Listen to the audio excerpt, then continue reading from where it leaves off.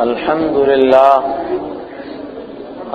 لله نحمده ونستعينه ونستغفره ونؤمن به ونتوكل عليه ونعوذ بالله من شرور أنفسنا ومن سيئات أعمالنا من يهده الله فلا مضل له ومن يضلله فلا هادي له ونشهد أن لا إله إلا الله وحده لا شريك له ونشهد أن سيدنا ونبينا وحبيبنا ومولانا محمدا عبده ورسوله الذي أرسل إلى الناس كافة بشيرا ونذيرا صلى الله تعالى عليه وعلى آله وأصحابه أجمعين.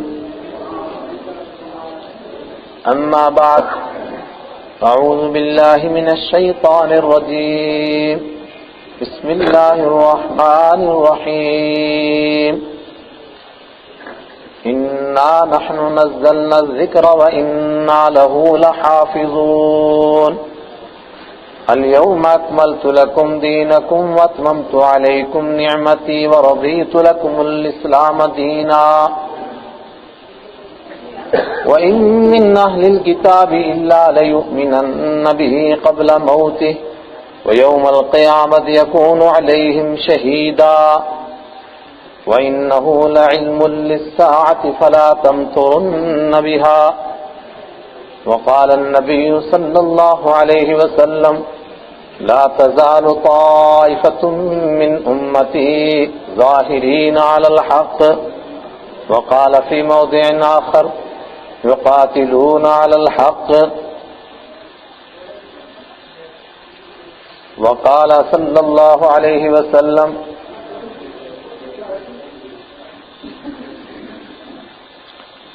كيف تهلك أمة أنا أولهم وعيسى آخرهم ومهدي أوسطهم. صدق الله مولانا العظيم وبلغنا نبيه الكريم ونحن على ذلك من الشاهدين الشاكرين والحمد لله رب العالمين.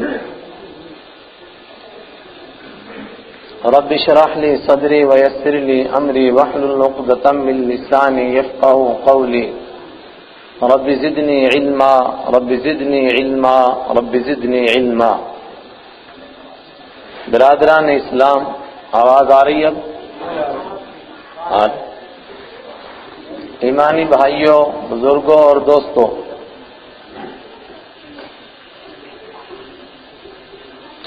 ایک بات ذہن میں آتی ہے، آپ تک پہنچانا چاہتا ہوں. علمی بات ہے، اس لحاظ سے توجہ کا محتاج ہوں. پوری توجہ سے آپ سنیں گے تو بات سمجھ میں آئے گی. اور علمی بات ہے، اگر توجہ ذرا سی ہٹ جائے گی، سلسلہ مضمون کا سماعت کا کٹ جائے گا تو بات سمجھ میں نہیں آئے گی. اس لیے میں چاہوں گا جب تک آپ میں بشاشت رہے، آپ پوری توجہ کے ساتھ سماعت فرمائیں، اور جب تھک جائیں تو آپ مجھے اشارہ دیں تو تاکہ میں بند کر دوں اور آپ اکتاہٹ کے ساتھ کوئی بات دین کی نہ سنیں اور نہ اکتاہٹ کے ساتھ میں عرض کروں.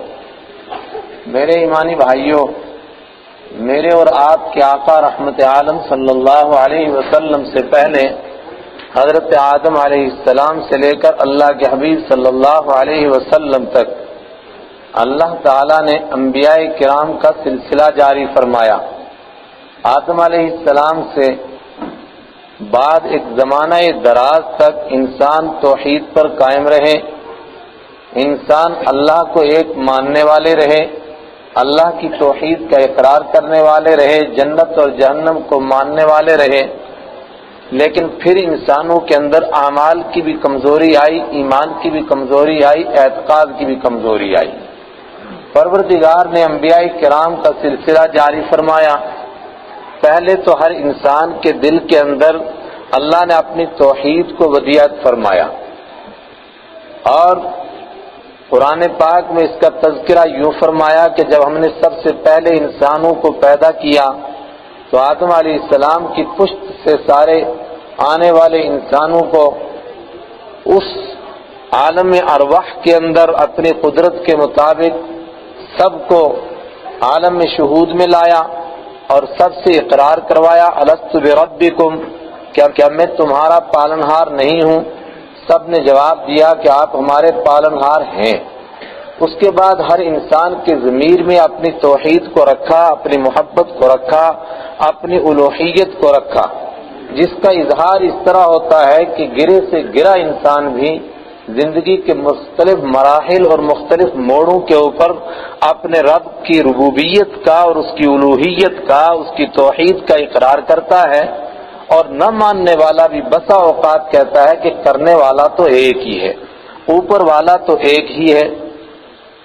ایک تو یہ احسان تھا پروردگار کا، اس کے بعد پروردگار نے انبیاء کرام کا سلسلہ جاری فرمایا۔ آدم علیہ السلام کے بعد جس نبی کا سب سے پہلے قرآن پاک نے ذکر کیا انسانوں کی تاریخ میں، وہ حضرت نوح علیہ السلام تھے۔ ان کے دور میں شرک پھیل چکا تھا، کفر پھیل چکا تھا، نافرمانی پھیل چکی تھی، وڈیروں کا دور تھا۔ حضرت نوح علیہ السلام کو اللہ نے لمبی عمر دی، 950 سال، اور اللہ کے بندوں کو انہوں نے سمجھایا، اور سمجھانے کا طریقہ یہ ہے، قال رب انی دعوت قومی لیلا ونہارا، اے پروردگار 950 سال میں نے نہ رات دیکھی نہ دن دیکھا، کوئی لمحہ نہیں چھوڑا۔ کلما دعوتہم لتغفر لہم، میں ہر وقت ان کو یہی دعوت دیتا رہا کہ تمہارا رب کریم ہے، تمہارا رب رحیم ہے، تمہارا رب غفار و ستار ہے، آؤ اس کے در کے اوپر جھک جاؤ، وہ تمہارے پچھلے گناہ سب معاف کر دے گا۔ لیکن جب بھی میں نے تیری خدائی کی ان کو دعوت دی، تیری طرف ان کو بلایا، جعلوا اصابعہم فی آذانہم، انہوں نے اپنی انگلیوں کو اپنے کانوں میں ٹھونس لیا، اور ان کے وڈیروں نے، ان کے چودھریوں نے، ان کے مقدموں نے، ان کے بڑوں نے، ان کے لیڈروں نے اپنی قوم کو سبق دیا، لا تذرن آلہتکم ولا تذرن ودا ولا سواعا ولا یغوث ویعوق ونسرا، لوگوں اس بوڑھے کے کہنے کے اوپر اپنے خداؤں کو نہیں چھوڑنا، بڑا کٹھن وقت آ گیا ہے، کسی خدا کو نہیں چھوڑنا، لیکن بطور خاص 5 کو تو چھوڑنا ہی نہیں، لا تذرن آلہتکم ولا تذرن ودا ولا یغوث ولا یعوق ونسرا، ان 5 کو تو بالکل نہیں چھوڑنا۔ 950 سال کے بعد جب پروردگار نے حضرت نوح علیہ السلام کو بتا دیا لن یؤمن من قومک الا من قد آمن، اے نوح علیہ السلام اب آپ کی قوم میں سے مزید کسی کو ایمان کی دولت نصیب ہونے والی نہیں، جس کو ہو چکی سو ہو چکی۔ تب حضرت نوح علیہ السلام نے بھی ہاتھ اٹھائے، اے پروردگار اب ان میں سے کسی کو بستا ہوا زمین پر مت چھوڑ، اس لیے کہ اگر یہ زندہ رہے تو پھر یہ کفر و شرک کو دوبارہ دعوت دیں گے اور پھر اس کو پھیلائیں گے، اگر ان میں سے ایک بھی زندہ رہا تو فاسق و فاجر کو جنم دے گا۔ پھر دنیا ختم ہوئی، پھر دنیا دوبارہ بسی، پھر انبیاء کرام کا ایک دوسرا سلسلہ شروع ہوا، حضرت رحمت عالم صلی اللہ علیہ وسلم تک اسی طرح کمزوریاں آتی گئیں، انبیاء کرام انسانوں کو سدھارنے کے لیے آتے رہے۔ ایک حدیث کا مفہوم ہے تسوسهم الانبیاء کلما ہلک نبی فبعث اللہ نبیا آخر، رحمت عالم صلی اللہ علیہ وسلم فرماتے ہیں کہ انسانوں کی قیادت براہ راست انبیاء کے ہاتھ میں تھی، جب انبیاء کرام میں سے ایک نبی انسانوں کی قیادت کرتے کرتے دنیا سے چلے جاتے تھے تو یبعث اللہ نبیا آخر، اللہ تعالیٰ دوسرے نبی کو مبعوث فرماتے تھے، یہاں تک کہ چلتے چلتے انسانیت بالغ ہوئی، انسانیت اپنے اس مقام پر پہنچ گئی جہاں انسانیت کو پہنچنا تھا۔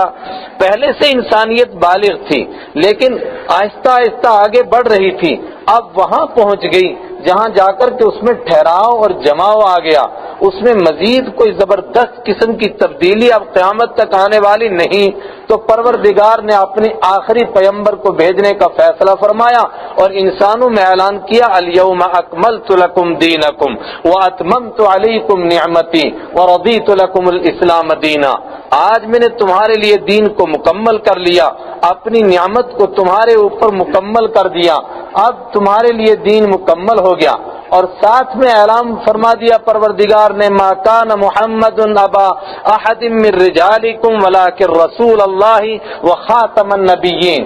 رحمت عالم صلی اللہ علیہ وسلم دنیا سے جائیں گے اگرچہ آپ کے پیچھے آپ کی کوئی نرینہ اولاد نہیں ہوگی، لیکن یہ نرینہ اولاد کا نہ ہونا یہ پروردگار کے مشن کا ایک حصہ ہے، پروردگار کے منصوبے کا ایک حصہ ہے. چونکہ پروردگار اس دین کو کسی کا محتاج نہیں دیکھنا چاہتا اور اپنے محبوب صلی اللہ علیہ وسلم کو بھی کسی کا محتاج نہیں دیکھنا چاہتا، اپنے دین کو بھی کسی کا محتاج نہیں دیکھنا چاہتا. آپ دنیا میں تشریف لائے تو آپ کے آنے سے پہلے والد کا سایہ اٹھایا گیا، آپ دنیا میں تشریف لائے تھوڑے بڑے ہوئے تو والدہ کا سایہ اٹھایا گیا، پھر دادا کا سایہ اٹھایا گیا، آپ کو مکہ کے بجائے دیہات کے اندر بھیجا گیا، اور جب آپ تھوڑے بڑے ہوئے واپس پھر مکہ تشریف لائے تو بجائے مکہ کے شہر کے آپ کو دور دراز جنگلوں میں بکری چرانے کے بہانے سے بھیجا گیا تاکہ کسی چیز کا آپ کے اوپر یہ احسان نہ رہے کہ یہاں کی تہذیب نے، یہاں کے کلچر نے، یہاں کے تمدن نے، یہاں کی تعلیم نے، یہاں کے پڑھے لکھے یا ذہین قسم کے لوگوں کے ذہانت نے رسول پاک صلی اللہ علیہ وسلم کو کچھ دیا ہے. ہر چیز سے آپ کو مبرہ کیا گیا کہ صرف آپ کے اوپر رب کا احسان ہے اور رب ہی کے ذریعے سے یہ کلمہ بلند ہوگا، اس کے اوپر کسی کا احسان نہیں ہے. آپ کو اگر اولاد نہیں تو فرمایا اس لیے اولاد نہیں چونکہ ہم پوری دنیا میں آپ کا نام روشن کرنا چاہتے ہیں. الم نشرح لک صدرک ووضعنا عنک وزرک، کیا ہم نے آپ کا نام بلند نہیں کیا، ہم نے آپ کے اوپر سے بوجھ اتار نہیں دیا. اب ان مع العسر یسرا فان مع العسر یسرا، آپ کا یہ نام چونکہ بلند ہونے والا ہے تو کوئی یہ کہنا دے کہ آپ کی چونکہ اولاد بڑی ہوشیار تھی اور اولاد زبردست قسم کی باپ کا نام روشن کرنے والی تھی اس لیے یہ دین پھیل گیا، فرمایا نہ، اس پر اس کا بھی احسان نہیں ہے. آپ کا دین پھیلے گا حالانکہ آپ کی کوئی نرینہ اولاد نہیں ہوگی، اپنی اولاد نہیں ہوگی، مگر پوری دنیا آپ کی روحانی اولاد سے بھر جائے گی جو اپنی اولاد کے اوپر گھمنڈ کرتے ہیں، جو اپنی اولاد کے اوپر فخر کرتے تھے. ولید ابن مغیرہ نام کا ایک آدمی تھا جس کو اپنی اولاد پر اتنا گھمنڈ تھا کہ قرآن نے بھی اس کو بیان کیا، ان کان ذا مال و بنین، وہ اس لیے گھمنڈ کرتا ہے کہ وہ مال والا ہے، دولت والا ہے. قرآن پاک کہتا ہے انا اعطیناک الکوثر فصل لربک وانحر ان شانئک هو الابتر. آپ اپنے رب کا نام لیجئے، آپ اپنے رب کے نام کے لیے اپنے رب کے لیے نمازیں پڑھیے اور قربانیاں دیجئے. ان شانئک هو الابتر، دنیا میں اب آپ ہی کا نام روشن رہے گا. آپ کے دشمنوں میں سے حالانکہ ان کی اتنی اولادیں موجود ہیں مگر ان کا نام دنیا میں نہیں چمکے گا. اب ان کو تاریخ نہیں جانے گی، اگر جانے گی تو اس وجہ سے جانے گی کہ آپ کے نام کے ساتھ ان کا نام جڑ گیا ہے، ورنہ اب ان کو دنیا میں کوئی نہیں جانے گا. میں یہ عرض کر رہا تھا کہ اس کے ساتھ یہ اعلان کیا کہ آپ خاتم الانبیاء ہیں، خاتم النبیین ہیں، آپ کے بعد کوئی نبی آنے والا نہیں. لیکن پھر دین کی حفاظت کیسے ہوگی؟ کلما ہلک نبی تسوسهم الانبیاء، اس سے پہلے جب ایک نبی دنیا سے جاتا تھا تو دوسرا نبی آ جاتا تھا. ابراہیم علیہ السلام دنیا سے تشریف لے گئے تو ان کے بیٹے حضرت اسحاق نبی بنائے گئے، اسحاق دنیا سے تشریف لے گئے تو یعقوب علیہ السلام نبی بنائے گئے، یعقوب علیہ السلام تشریف لے جا رہے ہیں تو ان کے بیٹے حضرت یوسف علیہ السلام نبی بنائے گئے، اور اسی طرح یکے بعد دیگرے حضرت موسیٰ علیہ السلام، پھر حضرت ہارون علیہ السلام، پھر حضرت داؤد علیہ السلام، پھر حضرت سلیمان علیہ السلام، پھر حضرت ایوب علیہ السلام، ایک سلسلہ چلا. تو اس دین کی حفاظت کیسے ہوگی؟ یہ دین قیامت تک کیسے باقی رہے گا؟ انسان ذہنی طور پر پریشان تھا، اس سوال کا جواب تلاش کر رہا تھا کہ دین کی حفاظت کیسے ہوگی. جواب ملا انا نحن نزلنا الذکر وانا له لحافظون. انا نحن نزلنا الذکر وانا له لحافظون، بے شک اس دین کو، اس قرآن کو ہم نے نازل کیا، وانا له لحافظون، اور ہم ہی اس کی حفاظت فرمائیں گے. اور جب پروردگار اپنے آپ کو بجائے میں کہنے کے ہم کہیں، حالانکہ وہ اکیلا ہے، قل هو اللہ احد اللہ الصمد لم یلد ولم یولد الہکم الہ واحد. تمہارا پروردگار ایک ہے لیکن اپنے آپ کو جب وہ ہم کہتا ہے تو اپنے جلال کا اظہار کرتا ہے، اپنی کبریائی کا اظہار کرتا ہے، اپنی سلطنت اور اپنی طاقت کا اظہار کرتا ہے۔ میں نے یہ دین نازل کیا، میں نے کا مطلب ہم نے یہ دین نازل کیا، مطلب ہوائیں اس کے خلاف چلے، طوفان اس کے خلاف آ جائیں، آندیاں اس کے خلاف آ جائیں، کوئی بڑی سی بڑی طاقت اس کے خلاف اٹھ جائے، لیکن اس تمام کے باوجود انا نحن نزلنا الذکر وانا لہ لحافظون، ہم نے اس کو نازل کیا اس لیے ہم اس کی حفاظت فرمائیں گے۔ اور رسول پاک صلی اللہ علیہ وسلم کی حیات طیبہ کا حوالہ دیتے ہوئے فرمایا گیا کہ اس دین کی حفاظت ہم کیوں نہیں کریں گے؟ وہ دن تو یاد کرو جب رسول پاک صلی اللہ علیہ وسلم کے لیے حالات کیسے تھے۔ وَمَكَرُوا، لوگوں نے تدبیریں کی تھی، وَإِنْ كَانَ مَكْرُهُمْ لِتَزُولَ مِنْهُ الْجِبَالُ، ایسی زبردست تدبیریں کی ابو جہل نے، عتبہ نے، شیبہ نے، اس دور کے نافرمانوں نے۔ وَإِنْ كَانَ مَكْرُهُمْ لِتَزُولَ مِنْهُ الْجِبَالُ، اگرچہ ایسا لگتا تھا کہ ان کی تدبیروں سے، ان کی مکاریوں سے پہاڑ اپنی جگہ سے ہل جائیں گے، ہمالیہ اپنی جگہ سے ہل جائے گا، مگر یہ دین نہیں ہلا۔ اذ یمکر بک الذین کفروا لیثبتوک او یقتلوک او یخرجوک ویمکرون ویمکر اللہ واللہ خیر الماکرین۔ اس منظر کو تو کبھی دیکھو، اس کا تو کبھی اندازہ لگاؤ کہ جب آپ مکہ سے کس طرح تشریف لے جا رہے تھے، ایک طرف تو آپ ہجرت کا پلان بنا رہے تھے، آپ اس کے لیے تیاریاں فرما رہے تھے، اور دوسری طرف کیا کہہ رہے تھے مشرکین، کیا کہہ رہے تھے دین کو مٹانے والے؟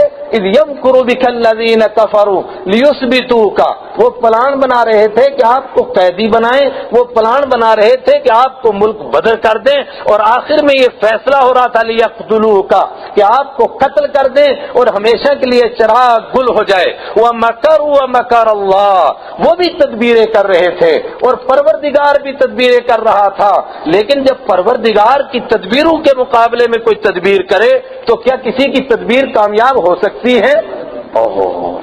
آپ ہجرت فرما رہے ہیں، ہجرت کا یہ موقع ہے، سورہ قصص نازل ہو رہی ہے، اور سورہ قصص کے اندر حضرت موسیٰ علیہ السلام کا واقعہ دہرایا گیا، ان کی پیدائش کو بیان فرمایا گیا۔ فرمایا کیسا دور تھا جب موسیٰ علیہ السلام دنیا میں تشریف لائے۔ ان فرعون علا فی الارض وجعل اہلہا شیعا یستضعف طائفة منہم یذبح ابناءہم ویستحیی نساءہم، فرعون دنیا میں دندنا رہا تھا۔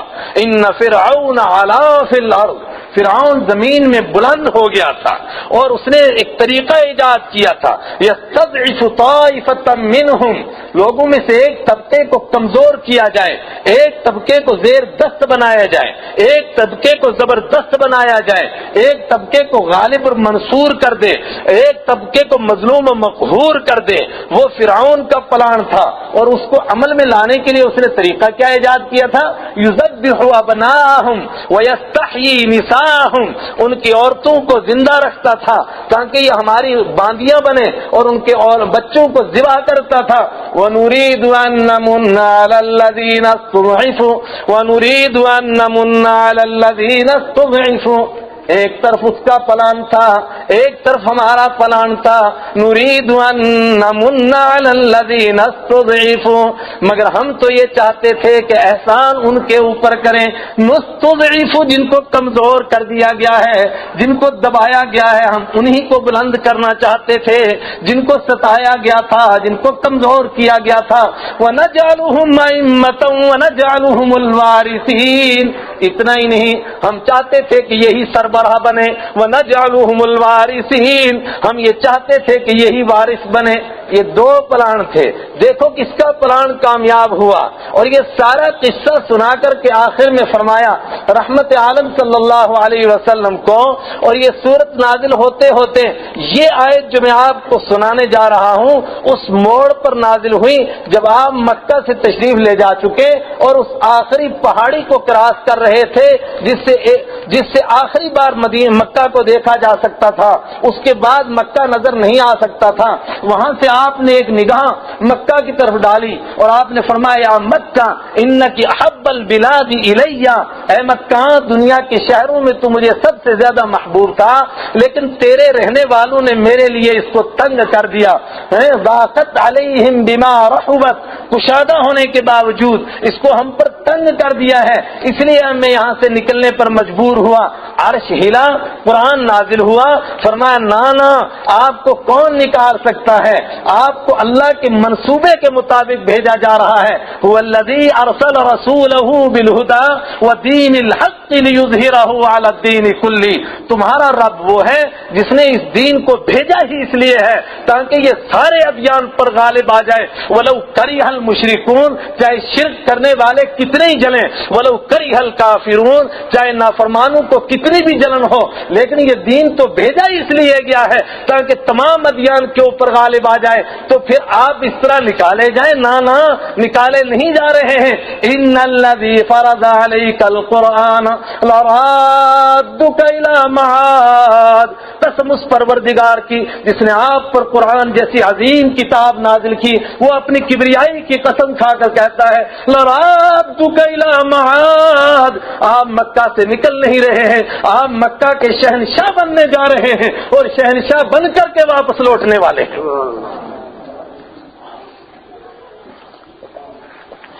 میرے ایمانی بھائیوں، یہ سب کچھ کس لیے سنایا گیا؟ اس یقین کو پکا کرنے کے لیے، اس اعتقاد کو پکا کرنے کے لیے۔ انا نحن نزلنا الذکر وانا لہ لحافظون، ہم نے یہ ذکر نازل فرمایا ہے، ہم اس کی حفاظت کریں گے، اور اس کی حفاظت کرنے کے لیے ہم کسی کے مال کے محتاج نہیں، ہم اس کی حفاظت کرنے کے لیے کسی کی ذہانت کے محتاج نہیں۔ معاف کیجئے گا، مجھے اس بات سے بڑی نفرت ہے کہ یہ کہا جائے کہ یہ فلاں پیسے والا آدمی ہے اس لیے اس کو آگے بلایا جائے، صرف یہ کہا جائے کہ یہ فلاں قوم کا وڈیرا ہے اس لیے اس کو آگے بلایا جائے۔ ہاں اگر اللہ نے اس کو تقوی کی دولت عطا فرمائی ہے تو ہاں اس کے لائق ہے کہ ہم پگڑیاں بچھائیں اور وہ اس کے اوپر سے چل کر کے آئے، لیکن صرف مال کی وجہ سے دھتکارے گئے۔ قرآن نے کہا یہ دین کسی کا محتاج نہیں۔ عبس وتولی ان جاءہ الاعمی وما یدریک لعلہ یزکا، میرے اور آپ کے آقا رحمت عالم صلی اللہ علیہ وسلم محفل جما کر بیٹھے ہیں، اور آقا مدنی رحمت عالم صلی اللہ علیہ وسلم نے گشت فرمایا ہے مکہ کی گلیوں کے اندر، اور مکہ کے بڑے وڈیروں کو جمع کر کے لائے ہیں، لیکن وہ ایک شرط کے ساتھ آئے کہ ہم جس محفل میں بیٹھیں گے اس میں پست قسم کے لوگ نہیں ہونے چاہیے، ہماری غیرت گوارا نہیں کرتی کہ جہاں ہم بیٹھیں وہاں ہمارے غلام بلال حبشی جیسے لوگ بھی بیٹھیں، وہاں حضرت عمار جیسے لوگ بیٹھیں، حضرت یاسر جیسے لوگ بیٹھیں، عبداللہ ابن مسعود رضی اللہ تعالیٰ عنہ جیسے غریب قسم کے لوگ بیٹھیں۔ اگر آپ ہمیں ہی مخاطب کریں گے تو ہم آپ کی بات سننے کے لیے تیار ہیں۔ میرے اور آپ کے آقا رحمت عالم صلی اللہ علیہ وسلم ان کی طرف متوجہ ہیں، اللہ کے دین کو ان کو سمجھا رہے ہیں، یک بیک اللہ کی قدرت جوش میں آ جاتی ہے، اور ایک عجیب قسم کا کرشمہ، ایک عجیب قسم کا واقعہ پیش آتا ہے کہ ایک نابینا صحابی عبداللہ ابن ام مکتوم رضی اللہ تعالی عنہ، فدا ہوا ابی و امی، ہم سب کے ماں باپ ان کی عزت پر قربان ہوں، جن کا پروردگار نے نام لیا، اور رحمت عالم صلی اللہ علیہ وسلم ان کو دیکھ کر فرمایا کرتے تھے تفضل تفضل عاتبنی ربی فیہ، تشریف لائیے تشریف لائیے، آپ ہی تو وہ ہیں کہ جن کے بارے میں میرے پروردگار نے مجھے تنبیہ فرمائی ہے، آپ ہی تو وہ ہیں، تشریف لائیے۔ عبداللہ ابن ام مکتوم تشریف لے آئے، عرض کیا السلام علیکم یا رسول اللہ صلی اللہ علیہ وسلم، آقا مدنی نے جواب دیا اور محو گفتگو ہو گئے، لیکن عبداللہ ابن ام مکتوم کو معلوم نہیں کہ مجلس کا رنگ کیا ہے، اس لیے دوبارہ پھر سلام کرتے ہیں اور عرض کرتے ہیں علمنی ما علمک اللہ، اس علم میں سے مجھے بھی سکھائیے جو پروردگار نے آپ کو عطا فرمایا ہے۔ تو رحمت عالم صلی اللہ علیہ وسلم کو اس سے ناگواری ہوتی ہے کہ یہ رشتے میں میرے برادر نسبتی لگتے ہیں، حضرت خدیجہ الکبریٰ کے رشتے میں بھائی لگتے ہیں، میرے گھر کے آدمی ہیں، ایمان والے ہیں، ان کو کبھی بھی بات سمجھائی جا سکتی تھی، ان لوگوں کو تو آج بڑی مشکل سے لایا گیا ہے، پتہ نہیں دوبارہ آئیں یا نہ آئیں، لیکن یہ خامخواہ اپنی بات کے اوپر زور دے رہے ہیں، اصل وہ زور دے نہیں رہے ہیں، پروردگار یہ واقعہ رونما کرنا چاہتا ہے تاکہ قیامت تک انسانوں کو سبق ملے۔ رحمت عالم صلی اللہ علیہ وسلم کے محفل کے جتنے واقعات ہیں وہ قیامت تک کے لیے سبق تھے ساری امت کے لیے، اور وہ اسی لیے پیش آتے تھے تاکہ انسان اس سے کوئی سبق حاصل کرے، انسان اس سے کوئی عبرت حاصل کرے۔ چنانچہ انسانوں نے عبرت حاصل کی۔ پروردگار نے فرمایا عبس وتولی ان جاءہ الاعمی وما یدریک لعلہ یزکی، آپ نے رخ انور پھیرا، آپ نے تیوری چڑھائی اس وجہ سے کہ آپ کے پاس ایک اندھا آیا، آپ کو کیا معلوم لعلہ یزکی، ان کی طرف کو تو دیکھو یہ کس طرح گرتے پڑتے آئے ہیں، اور دوسری طرف یہ مکہ کے وڈیرے ہیں جو سننا نہیں چاہتے، ان کو سنایا جا رہا ہے، اور جو خود نہیں سننا چاہتے کلا انہا تذکرہ فمن شاء ذکر، کہہ دیجئے ان کو کہ یہ اللہ کی طرف سے ایک نصیحت ہے، جو بڑھ کر کے اس کو قبول کر لے گا اس کا بھلا ہوگا، ورنہ یہ کسی وڈیرے کا بھی محتاج نہیں ہے۔ اللہ کی قدرت سے کیا بعید تھا کہ سب سے پہلے حضرت عمر جیسے لوگوں کو ایمان نصیب کرتا، ابو جہل، عتبہ اور ولید اور شیبہ جیسے لوگوں کو ایمان نصیب کر دیتا، جن کی طاقت کی وجہ سے، جن کے دبدبے کی وجہ سے سارا عرب دین کو مان لیتا، لیکن اللہ نے ایسا نہیں چاہا۔ اللہ نے سب سے پہلے کمزوروں کا اپنا دین نصیب کیا تاکہ قیامت تک کوئی یہ نہ کہہ سکے کہ فلاں کی ذہانت نے اس دین کو آگے بڑھایا، فلاں کی طاقت نے اس دین کو آگے بڑھایا، فلاں کی سیاست نے اس دین کو آگے بڑھایا، فلاں کے دبدبے کی وجہ سے دین پھیلا۔ فرمایا نہ، دبدبے سے نہیں پھیلا، یہ تو بلال حبشی کی مشقتوں سے، ان کی محبتوں سے پھیلا۔ دین کو تڑپ چاہیے، دین کو مال و دولت نہیں چاہیے، دین کو ذہانت نہیں چاہیے، وہ تو دینے والا اللہ ہے، وہ صرف تڑپ کو دیتا ہے۔ ان جاءہ الاعمی وہو یسعی، وہ تڑپتے ہوئے، وہ گرتے ہوئے، پڑتے ہوئے آیا، بس دین یہ دیکھنا چاہتا ہے۔ اتنا ہی نہیں، بہت سارے واقعات ہیں کہ ڈانٹ پڑ جاتی ہے، فرمایا کسی کی ضرورت نہیں، جو جاتا ہے تو جانے دیجئے، دین کسی کا محتاج نہیں، اس لیے کہ انا نحن نزلنا الذکر وانا لہ لحافظون، ہم نے اس دین کو نازل کیا اور ہم اس کی حفاظت فرمائیں گے۔ میرے بھائیوں، یہ تو منشور نازل ہوا پروردگار کا، یہ تو پروردگار کا منصوبہ اترا کہ میں نے یہ کرنا ہے، اور دوسری طرف اعلان ہو گیا کہ اب دین مکمل ہو گیا، اب کوئی نیا آنے والا نہیں، میں نے اس کی حفاظت کرنی ہے۔ اس کا طریقہ کار کیا ہوگا؟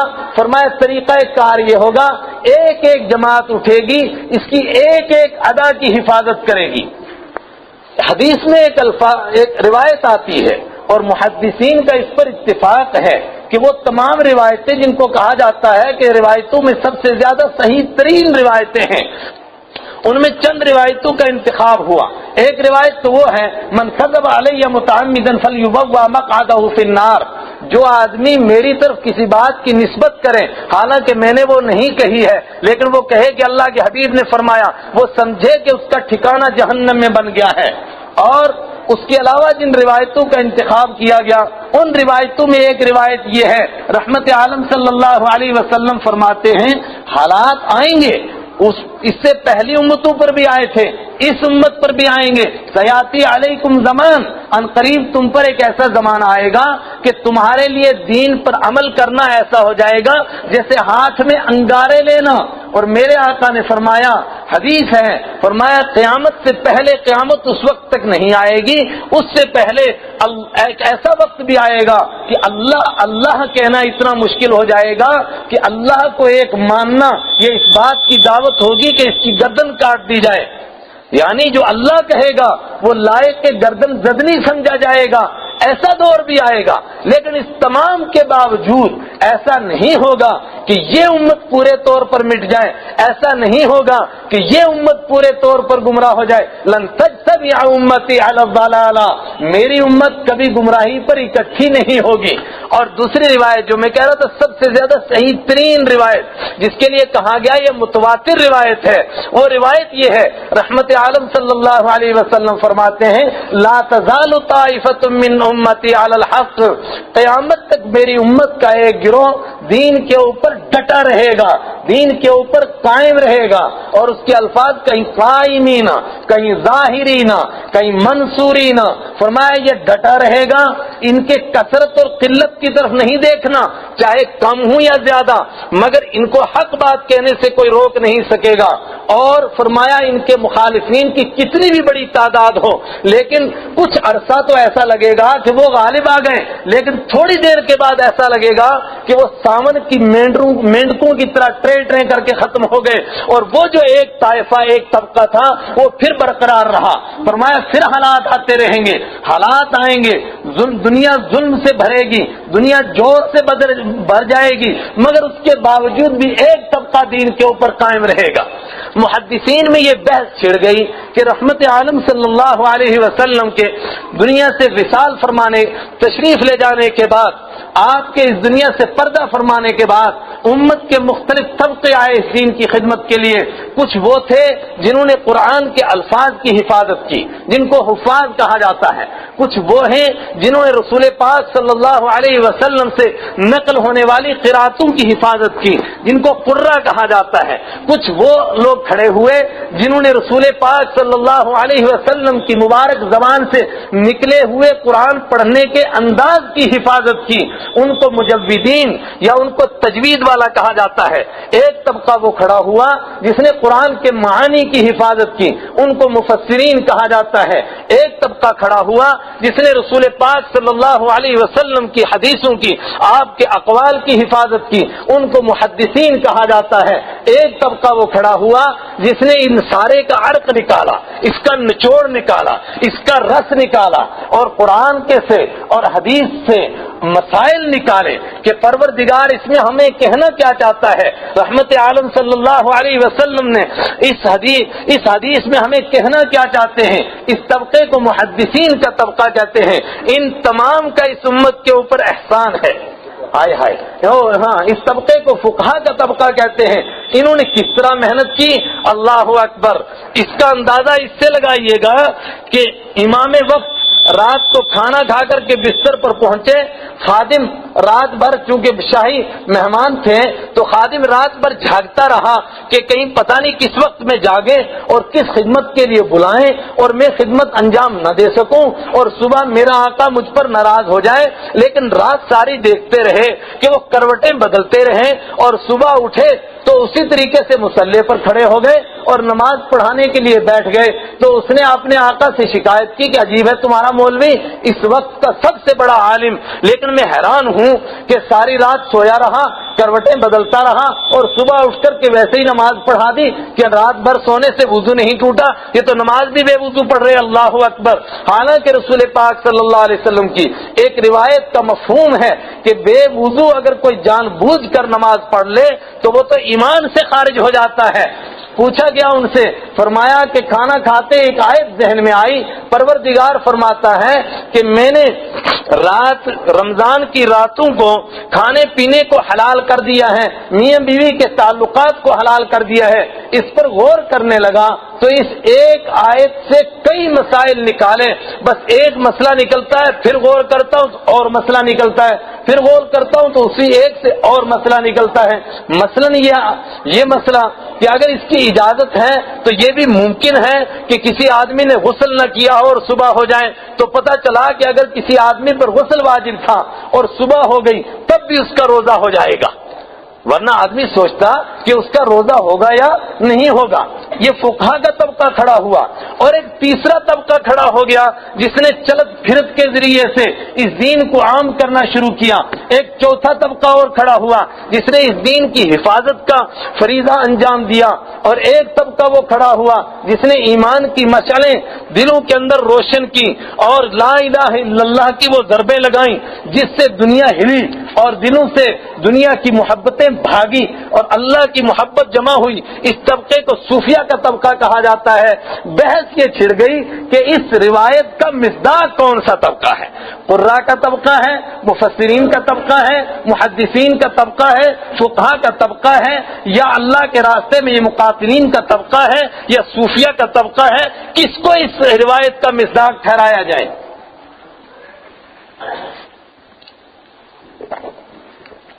جواب دیا گیا میں نے پہلے عرض کیا جب آپ تھک جائیں تو کہہ دیجئے، میں بات وہیں ختم کروں گا، بڑے غور سے سننے کی یہ بات ہے، علمی بات ہے، ذہن میں آئی، میں نے سوچا میں نے پھر محمدہ قسمتاں دے کتے شمع دے کتے پتنگوں سی، شاید میری آپ کی ملاقات ہونا ہو، یہ مضمون ہم سب کو ازبر ہونا چاہیے، یہ ازبر، اور میں ابھی عرض کروں گا کیوں ازبر ہونا چاہیے، رسول پاک صلی اللہ علیہ وسلم نے اس مضمون کو کتنا اہم سمجھا، ابھی انشاءاللہ عرض کروں گا۔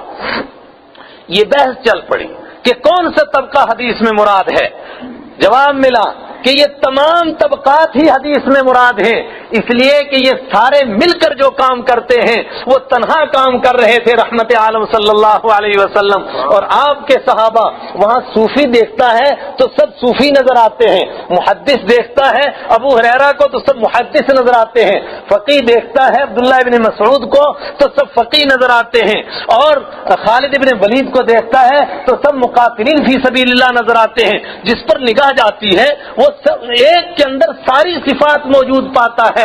تو حضرت عائشہ صدیقہ رضی اللہ تعالی عنہا کی وہ روایت وَإِنَّكَ لَعَلَىٰ خُلُقٍ عَظِيمٍ، صحابہ حاضر ہوئے، امی جان فرمائیے رسول پاک صلی اللہ علیہ وسلم کے اخلاق کیا تھے، فرمایا تم نے قرآن نہیں پڑھا، قرآن کیا کہہ رہا ہے وَإِنَّكَ لَعَلَىٰ خُلُقٍ عَظِيمٍ، آپ خلق عظیم کے بلند ترین مرتبے پر فائز تھے، فرمایا مطلب اس کا یہ ہے کہ جو کچھ قرآن کے اوراق میں موجود ہے وہ تمہارے آقا کی زندگی میں موجود تھا، قرآن بند کتاب ہے اور تمہارے آقا کھلی کتاب تھی، قرآن جو کچھ کہہ رہا تھا تمہارے آقا وہ کر کے دکھا رہے تھے، اور تمہارے آقا نے پھر ایک جماعت تیار کی تھی جس کے لیے قرآن نے گارنٹی لی تھی رضی اللہ تعالی عنہ ورضوا عنہ، اور اللہ نے فرمایا تھا کہ جب کوئی جماعت تیار ہوتی ہے اس کا امتحان لیا جاتا ہے، امتحان لے کر ان کو سرٹیفکیٹ دیا جاتا ہے، جتنا بڑا استاد ان کا امتحان لیتا ہے اتنا ہی بڑا وہ اسٹوڈنٹ ہوتا ہے، یہ وہ جماعت ہے جس کا رب العالمین امتحان لے رہا ہے،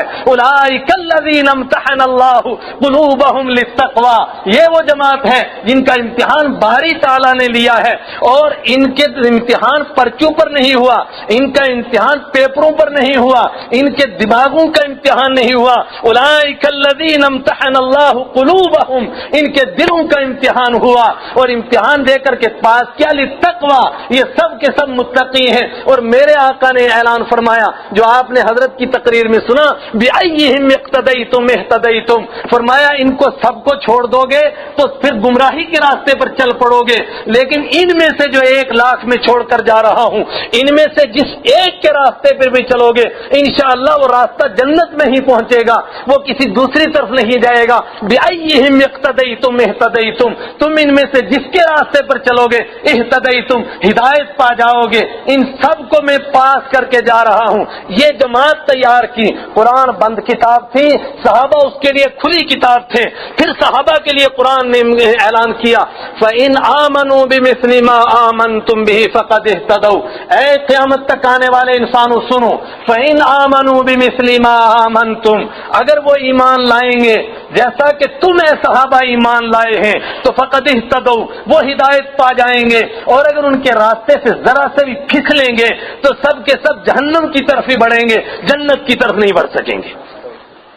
میرے ایمانی بھائیوں، کچھ کہنا چاہتا ہوں، گمراہی یہاں سے آئے گی جب لوگ یہ کہیں گے کہ صحابہ کو بیچ سے ہٹاؤ، ہم رجال ونحن رجال، وہ بھی انسان ہیں ہم بھی انسان ہیں، اگر وہ تفسیر کر سکتے ہیں ہم بھی تو تفسیر کر سکتے ہیں قرآن کی، ہمیں کیا ضرورت ہے ابو بکر سے تفسیر پوچھنے کی، ہمیں کیا ضرورت ہے عمر سے تفسیر پوچھنے کی، عثمان سے، علی سے رضی اللہ تعالی عنہم ورضوا عنہ، ہمیں ان سے کیا ضرورت ہے، ہم خود تفسیر کریں گے۔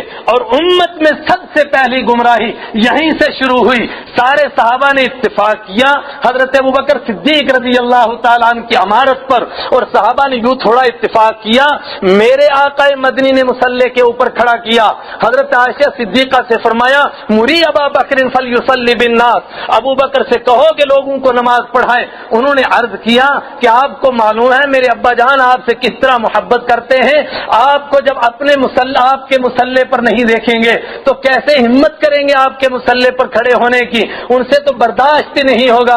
فرمایا کہ جب تک ابو بکر زندہ ہے تو کوئی دوسرا ملتا ہی نہیں کہ کیسے کھڑا کروں؟ ابو بکر کو کہو کہ وہ لوگوں کو نماز پڑھائیں۔ جب حضرت ابو بکر صدیق کو رحمت عالم صلی اللہ علیہ وسلم نے 17 نمازوں کے لیے اپنی زندگی میں کھڑا کیا تو صحابہ کسی دوسرے کو کھڑا کر سکتے تھے؟ بس گمراہی یہاں سے شروع ہوئی۔ ایک طبقہ کھڑا ہو گیا، اس نے کہا کہ ہمیں ان کی خلافت منظور نہیں، اور ایک کہنے والے نے بڑی دور رس بات کہی۔ آپ کو شاید نیند تھک تو نہیں گئے؟ نیند تو نہیں آ رہی ہے؟ فرمایا ایک کو اللہ نے خلیفہ منتخب کیا تھا، ایک اس کے خلاف کھڑا ہوا تھا، اس کا بھی شین اور یہ سے شروع ہوتا تھا، ایک اللہ کے رسول صلی اللہ علیہ وسلم نے خلیفہ بنایا، ان کے خلاف بھی کچھ لوگ کھڑے ہوئے اور نام ان کا بھی شین اور یہ سے شروع ہو جاتا ہے۔ اللہ ہی بہتر جانتا ہے کہ دونوں میں کیا نسبت ہے۔ سمجھے کہ نہیں سمجھے؟ سمجھ گئے؟ نہیں سمجھے شاید۔ بھائی اللہ نے خلیفہ بنایا آدم علیہ السلام کو، تو ایک نے کہا نہ میں نہیں مانتا ہوں، میں مناظرہ کر سکتا ہوں۔ سب سے پہلا مناظر کھڑا ہوا، اور سب سے بڑا مناظر وہ ہے کہ جس کا مقابل سب سے بڑا ہو۔ وہ کس سے مناظرہ کرنے کے لیے اٹھا؟ کہتا ہے میں خدا سے مناظرہ کرتا ہوں، خلقتنی من نار وخلقتہ من طین، تیرے ساتھ مناظرہ کر سکتا ہوں، غلطی تیری ہے میری غلطی نہیں، تو نے مجھے آگ سے پیدا کیا، اس کو مٹی سے پیدا کیا، اگر اس کے آگے مجھے جھکانا تھا تو مجھے مٹی سے پیدا کرنا تھا۔ قال فاخرج فإنك من الصاغرین، فرمایا دفع ہو جا، اصل میں یہ تیری جگہ ہی نہیں، تو کس گلی میں گھسایا؟ یہ عاشقوں کی جگہ ہے، اور عاشق نہیں پوچھتا ہے کہ محبوب کیا چاہتا ہے، وہ تو اس کے حکم کا منتظر نہیں، اس کے اشارے کا منتظر رہتا ہے۔ اس کو وہ عقل و دانش سے پھر کہاں کام لیتا ہے؟ وہ دلائل نہیں پیش کرتا، وہ مناظرہ نہیں کرتا ہے۔ فاخرج انک من الصاغرین، نکل کہاں گھسایا ہے؟ کان من الشیطان کان من الشیطان ففسق عن امر ربی، قرآن نے اشارہ کیا، فرمایا تھا ہی نہیں اس محفل کا آدمی، کہیں دوسری پارٹی سے آیا تھا۔ ففسق عن امر ربی، آج نکل بھاگا یہاں سے، آج لوگوں کو پتہ چلا کہ اس جماعت کا نہیں تھا۔ میں عرض کر رہا تھا، صحابہ کو تیار کیا اور امت کو کہا کہ آپ اگر دین سمجھنا ہے تو صحابہ کے ذریعے سے سمجھو، اور قرآن پاک کے ذریعے سے، اور رحمت عالم صلی اللہ علیہ وسلم کے ذریعے سے یہ یقین دلایا گیا سارے انسانوں کو کہ یہ امت کبھی گمراہی پر جمع نہیں ہوگی، اور اس دین کی حفاظت اللہ کرے گا۔ بسا اوقات ہمارے ذہن میں یہ مضمون نہیں رہتا، حافظ یہ سمجھنے لگ جاتا ہے کہ انا نحن نزلنا الذکر وانا لہ لحافظون، کا مطلب یہ ہے کہ قرآن اللہ نے نازل کیا، اس کے الفاظ اللہ قیامت تک محفوظ رکھے گا۔ اور دوسرا کوئی سمجھتا ہے کہ معانی اللہ نے نازل کیے تو معانی کی حفاظت اللہ کرے گا۔ میں کہوں ذرا غور تو کرو، جس انداز سے میرے آقا نے تلاوت فرمائی تھی، قرآن پاک نے بھی گارنٹی دے رہا ہے، اور رسول پاک صلی اللہ علیہ وسلم فرما رہے ہیں کہ اس انداز کی بھی قیامت تک حفاظت کی جائے گی۔ نہیں سمجھے آپ؟ انداز کس کو کہتے ہیں؟ بولنے کا کیا طریقہ کار ہو سکتا ہے، کوئی کس طرح زبان کو بول سکتا ہے، اس بولنے کے انداز کی بھی قیامت تک حفاظت کی جائے گی، اور اسی کا یہ نتیجہ ہے۔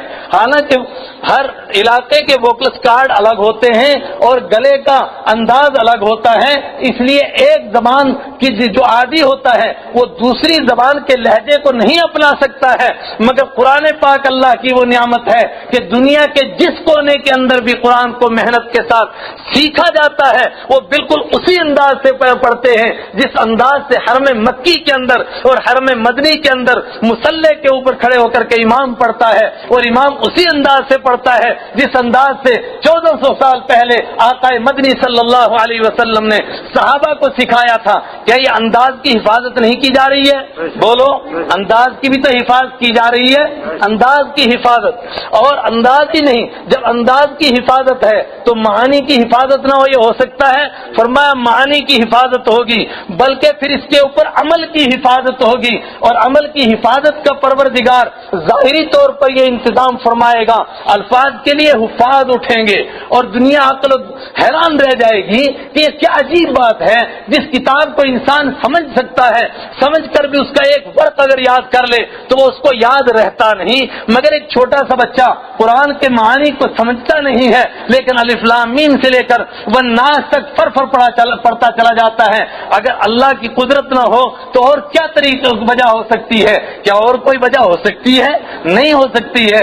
الفاظ بھی محفوظ ہوتے ہیں، معانی کو محفوظ کیا جاتا ہے، اور کتنا محفوظ کیا، لا یاتیہ الباطل من بین یدیہ ولا من خلفہ تنزیل من حکیم حمید۔ فرمایا نہ باطل اس کے آگے سے آ سکے گا، کوئی چھاتی تان کر کے آئے اور وہ کہے کہ میں قرآن کا مقابلہ کر سکوں گا، نہیں ہو سکتا ہے ایسا۔ ولا یاتیہ الباطل من بین یدیہ ولا من خلفہ، کوئی پیچھے سے بھی نہیں آ سکتا، کوئی چھپے طریقے سے آئے اور اس کے معنی کو بدل ڈالے، اس کے عمل کے طریقے کو بدل ڈالے۔ فرمایا نہیں ہو سکتا ہے۔ کیسے ہو سکتا ہے؟ جب پہلے دن قرآن اعلان کر چکا، قل لئن اجتمعت الانس والجن على ان یاتی بمثل هذا القرآن لا یاتون بمثله ولو كان بعضهم لبعض ظہیرا۔ فرمایا اگر ساری دنیا کے انسان اکٹھے ہوں، ساری دنیا کے جنات اکٹھے ہو جائیں اور پھر اس قرآن کا مقابلہ کرنا چاہیں، لا یاتون بمثله، وہ اس کے جیسا نہیں لا سکتے ہیں۔ ولو كان بعضهم لبعض ظہیرا، اگرچہ وہ ایک دوسرے کی پشت پناہی کریں، ایک دوسرے کی مدد کریں، ایسا کر ہی نہیں سکتے ہیں، تو پھر اس کو کوئی بدل سکتا ہے؟ نہیں بدل سکتا۔ میرے ایمانی بھائیوں، میرا دل وجد کر رہا ہے، میرا ایمان وجد کر رہا ہے کہ میں آپ کو یہ پیغام پہنچاؤں کہ پروردگار نے دین کی بھی حفاظت کرنی ہے، قرآن کے الفاظ کی بھی حفاظت کرنی ہے، اس کے انداز کی بھی، اس کی تجوید کی بھی، اس کے عمل کی بھی، اس کے معانی کی بھی۔ البتہ صرف قرآن یہ کہتا وَلَقَدْ يَسَّرْنَا الْقُرْآنَ لِلذِّكْرِ فَهَلْ مِن مُدَّكِرٍ، ہم نے کیا تو آسان ہے اور حفاظت ہم کریں گے، یہ قرآن کسی کا محتاج نہیں، بس یہ دیکھنا چاہتا ہے کہ بڑھ کر کے اس کو کون اٹھا لیتا ہے، کون اس کے معانی کی حفاظت کے لیے بڑھتا ہے، کون اس کے الفاظ کی حفاظت کے لیے بڑھتا ہے، کون اس کے طریقہ انداز کی ادا کی حفاظت کے لیے بڑھتا ہے، اور جو بڑھ جائے گا پروردگار فرماتا ہے وہ کامیاب ہو جائے گا۔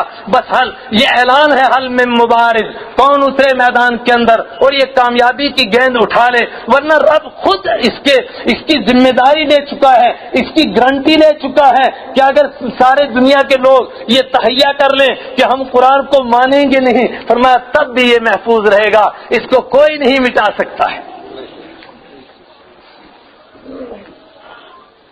اور میں جس کے لیے کہہ رہا تھا، میں نے کہا جو مشکل اور جو کٹھن مضمون ہے، جس کے لیے رسول پاک صلی اللہ علیہ وسلم نے سخت تنبیہ فرمایا لوگوں عنقریب فتنے ہوں گے، اور کیسے فتنے ہوں گے، اس کے آخر میں ایک اکبر الفتن آئے گا، سارے فتنوں کا باپ، سارے فتنوں سے بڑا فتنہ۔ فرمایا وہ کتنا بڑا فتنہ ہے، مجھ سے پہلے جتنے انبیاء کرام آئے، حالانکہ حضرت نوح علیہ السلام کتنے ہزار سال پہلے گزرے، انہوں نے بھی اپنے لوگوں کو ڈرایا کہ لوگوں ایمان کو لوٹنے کے لیے کچھ فتنے اٹھیں گے، ان فتنوں سے ہوشیار رہنا۔ لیکن فرمایا کہ میری طرح ان فتنوں کو آئیڈینٹیفائی کر کے، ان کی نشاندہی کر کے، ان کو متعین کر کے، ان کا تعارف کرا کے، جس طرح میں بیان کر رہا ہوں اس طرح مجھ سے پہلے نہیں بیان کیا گیا، میں بیان کر رہا ہوں کہ ایسے ایسے فتنے آئیں گے۔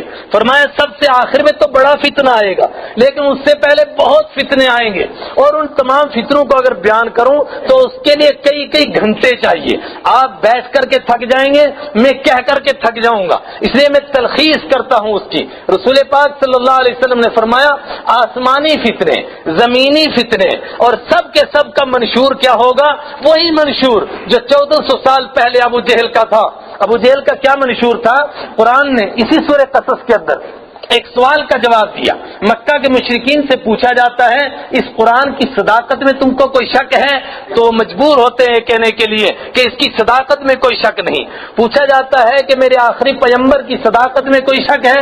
تو وہ مجبور ہوتے ہیں کہنے کے لیے کہ ان کی صداقت میں بھی کوئی شک نہیں ہے۔ تو پوچھا جاتا ہے پھر مانتے کہ نہیں؟ تو جواب دیتے قالوا ان نتبع علم ہدى معك نتخطف من ارضنا، ہمیں کسی کے بارے میں شک نہیں، لیکن اگر ہم اس دین کو مان لیں، اس قرآن کو مان لیں، صاحب قرآن رحمت عالم صلی اللہ علیہ وسلم کو مان لیں تو ہماری دنیا لٹ جائے گی، پھر دنیا کے مزوں سے ہم محروم ہو جائیں گے۔ نتخطف من ارضنا، ہم اپنی زمین سے اچک لیے جائیں گے، پھر ہماری دکان نہیں چلے گی، ہماری لوٹ نہیں چلے گی، ہمارا جھوٹ نہیں چلے گا، ہماری رشوت نہیں چلے گی، ہماری مکاری نہیں چلے گی، پھر سچ بولنا پڑے گا۔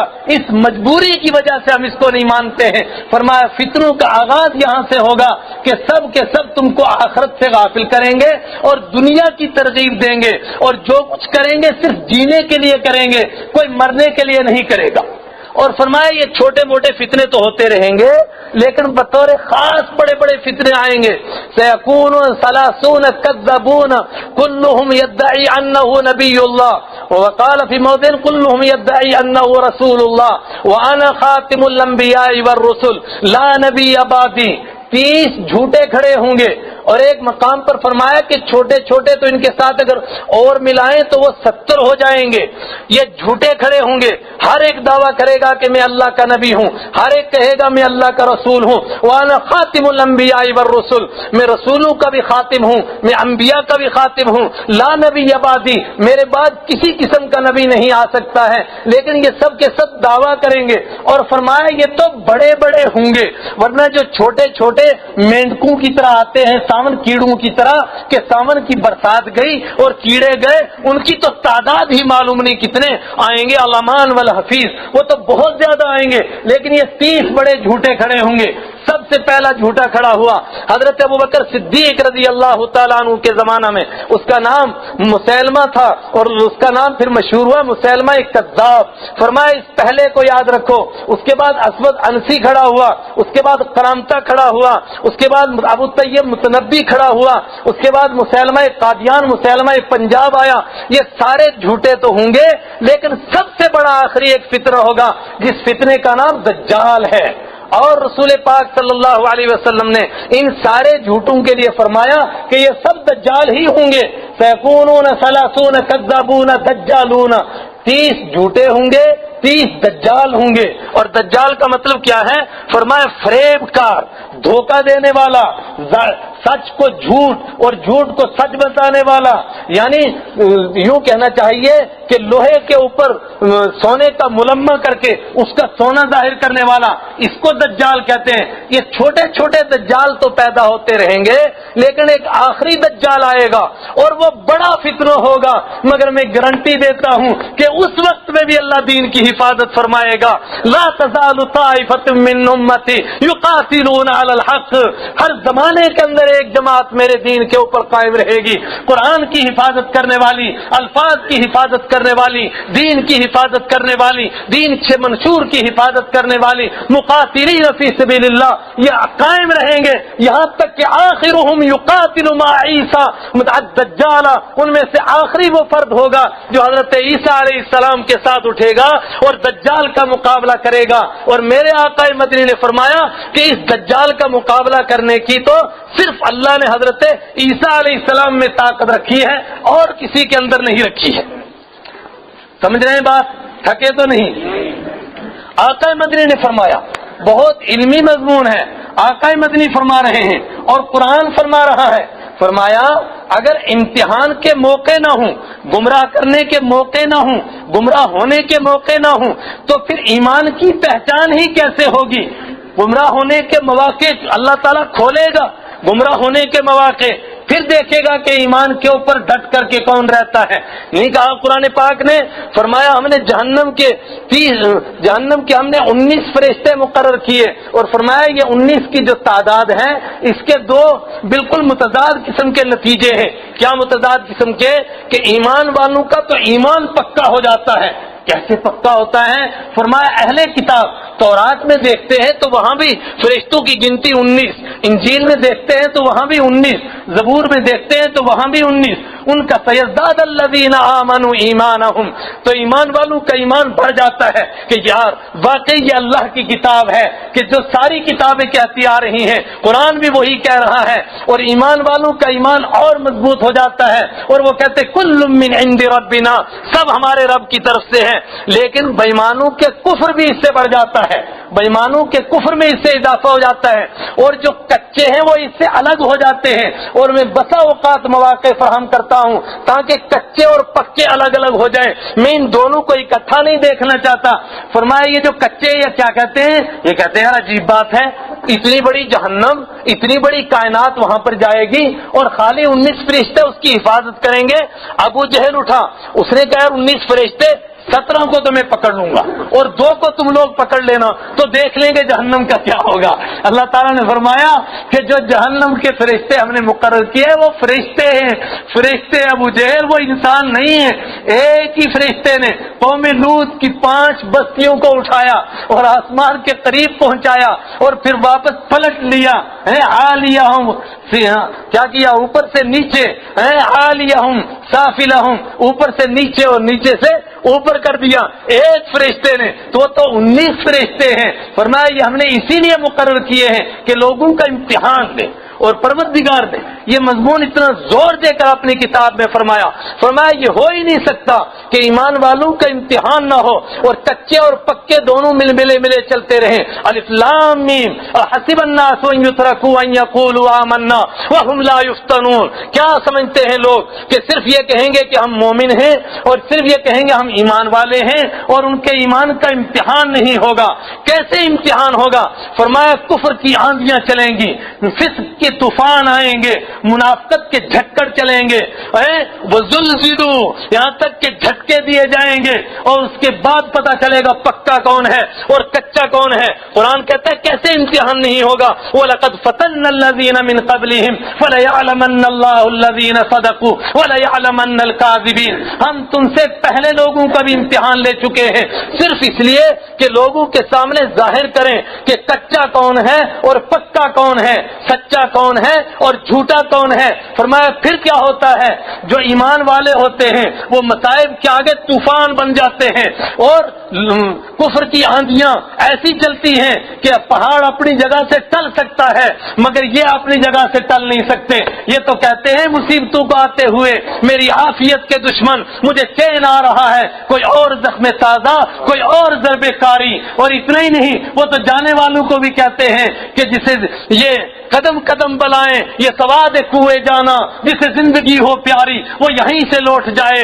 اگر تمہیں زندگی پیاری ہے تو واپس چلو، ہم ایسے نہیں ہیں، ہم آ چکے ہیں تو اب ڈٹ گئے ہیں۔ میں ایسے نہیں کہہ رہا ہوں، میرے آقا رحمت عالم صلی اللہ علیہ وسلم سے ایک صحابی نے عرض کیا، اے آقا مدنی، لمبی تقریر یاد نہیں رہتی، مختصر بات ارشاد فرمائیے جس کو یاد کروں اور شارٹ کٹ راستے سے جنت میں چلا جاؤں۔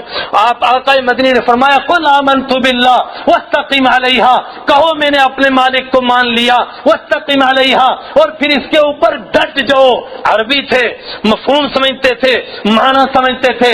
عرض کیا آقا مدنی یہ تو ایک جملہ بڑی بڑی کتابوں پر بھاری ہے، کیا اس پر عمل کرنا آسان ہے؟ قل آمنت باللہ واستقم علیہا، ڈٹ جائیے اس کے اوپر۔ قرآن کی ایک آیت نازل ہوئی، اتقوا اللہ حق تقاتہ، اللہ سے ڈرو جیسا کہ ڈرنے کا حق ہے۔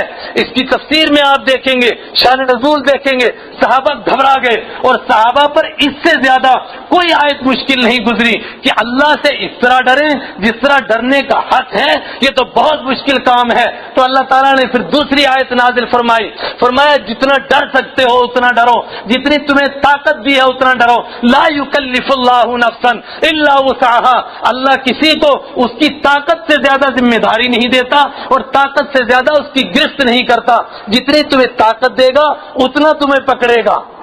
خلاصہ یہ عرض کرنا چاہتا ہوں، قرآن چیخ چیخ کر کہہ رہا ہے، رحمت عالم صلی اللہ علیہ وسلم کی حدیثیں جھنجھوڑ رہی ہیں، بندو امتحان تبھی ہوتا ہے کہ جب مخالف ہوائیں چلیں، اور اگر ہوائیں مخالف نہ چلیں اور سب کچھ موافق چلتا رہے پھر ایمان کا امتحان نہیں ہوتا، اور جب ہوائیں موافق نہیں ہوتی ہیں تو پھر کیا ہوتا ہے؟ فرمایا 2 طبقے سامنے آتے ہیں، اسی سورت کو پڑھیے گا، سورہ عنکبوت کو، وَمِنَ النَّاسِ مَن يَقُولُ آمَنَّا بِاللَّهِ فَإِذَا أُوذِيَ فِي اللَّهِ جَعَلَ فِتْنَةَ النَّاسِ كَعَذَابِ اللَّهِ۔ لوگوں میں سے کچھ ایسے ہیں جو کہتے ہیں کہ ہم نے اللہ کو مان لیا، لیکن جب آزمائشیں آتی ہیں، جب جھنجھوڑا جاتا ہے، جَعَلَ فِتْنَةَ النَّاسِ كَعَذَابِ اللَّهِ، ایسا سمجھتا ہے کہ خدا کا عذاب آیا اور بھاگنے کی راہیں تلاش کرتا ہے۔ أَوَلَيْسَ اللَّهُ بِأَعْلَمَ بِمَا فِي صُدُورِ الْعَالَمِينَ، پروردگار فرماتا ہے کیا میں نہیں جانتا ہوں کہ دلوں کے اندر کیا چھپا ہوا ہے؟ دلوں کے اندر پکا ایمان نہیں ہے،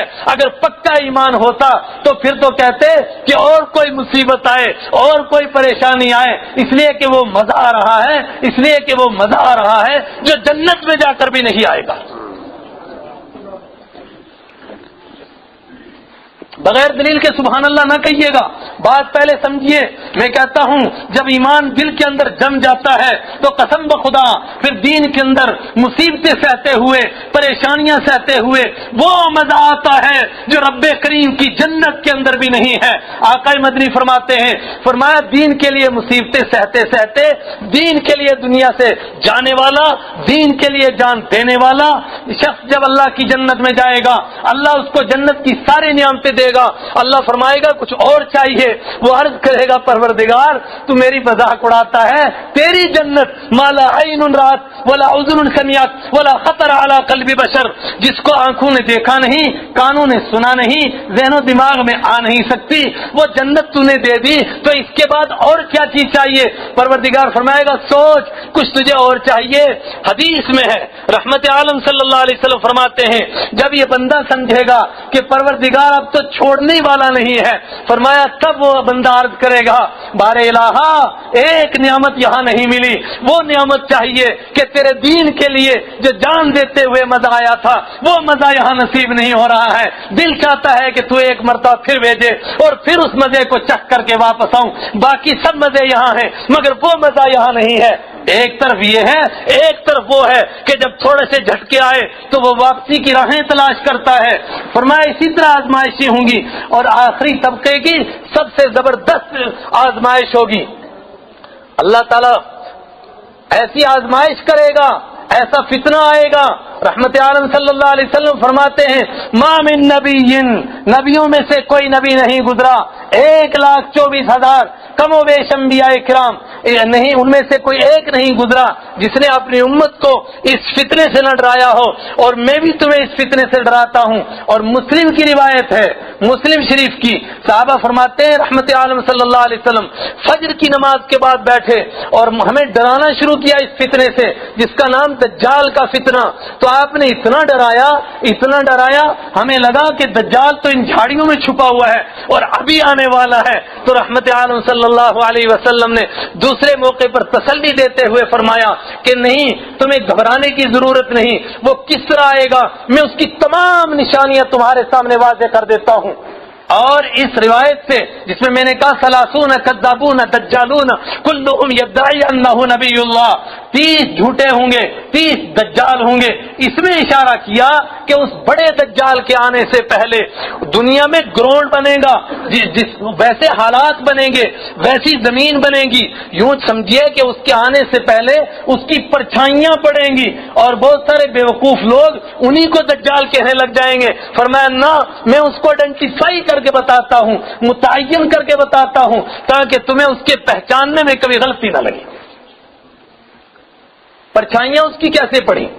رسول پاک صلی اللہ علیہ وسلم نے سورہ کہف کے لیے فرمایا گھبرانے کی ضرورت نہیں. اللہ نے ایک سورت نازل فرما دی ہے سورہ کہف، جو اس کی شروع کی 10 آیتیں اور ایک روایت میں اس کے آخر کی 10 آیتیں مستقل طور پر پڑھنے کا معمول بنائے گا، ان کو زبانی یاد کرے گا. فرمایا وہ دجال کے فتنے سے محفوظ رہے گا، اور جو دجال کو پالے اگر وہ اس کے سامنے ان آیتوں کو پڑھ لے گا تو وہ اس کے فتنے سے محفوظ ہو جائے گا.